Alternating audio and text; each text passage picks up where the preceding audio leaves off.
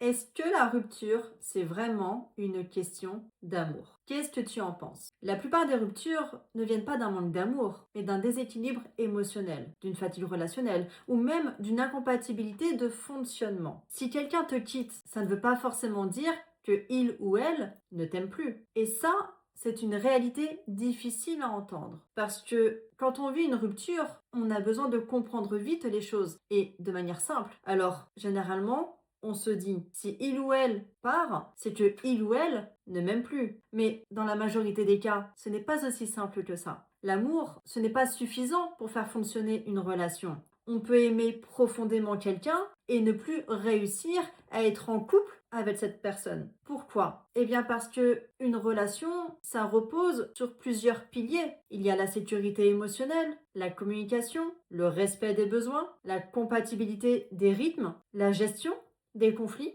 Et quand ces piliers se dégradent, l'amour ne disparaît pas forcément, mais il devient insuffisant pour rester dans la relation. Très souvent, la personne qui quitte ressent de la fatigue émotionnelle. Elle peut aussi ressentir un sentiment de ne pas être comprise ou même peut-être une perte de légèreté et parfois une perte de respect ou même d'admiration. Et à un moment, elle n'a pas d'autre choix que de faire ce choix intérieur, de se dire je préfère partir plus tôt que de continuer à me sentir comme ça, comme je suis. Ce choix n'est pas toujours un rejet de l'autre, c'est souvent une tentative de se protéger soi-même. L'erreur classique que je vois en coaching, c'est de chercher à prouver son amour à l'autre. Le fait de lui dire je t'aime plus que tout, on peut tout arranger ensemble, donne-moi une chance, tout ça ce n'est pas bon, c'est réagir sous le coup des émotions. Alors que le problème n'est pas l'amour. Le problème, c'est l'expérience de la relation. Et tant que cette expérience ne change pas,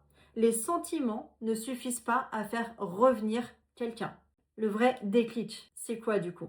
La bonne question n'est pas est-ce que il ou elle m'aime encore, mais plutôt est-ce que la relation avec moi est devenue agréable, sécurisante et désirable? Parce que quelqu'un peut t'aimer et ne plus vouloir revivre ce que il ou elle vivait avec toi. Les actions que je te propose, j'en ai 4. Première chose, arrête d'interpréter la rupture comme un rejet total. Ne pense pas que tu ne vaux rien. Souvent, la relation ne fonctionne plus comme avant. Ensuite, deuxième chose, il est important d'analyser la dynamique relationnelle. Pose-toi des vraies questions. Prends du recul. Y avait-il trop de tension entre vous? Peut-être trop de dépendance? Peut-être pas assez d'écoute? Il est important que tu cherches la mécanique et non pas la faute. C'est un indispensable. Ensuite, troisième action, travaille l'expérience relationnelle. Donc avant même de penser reconquête, tu dois absolument devenir plus stable émotionnellement.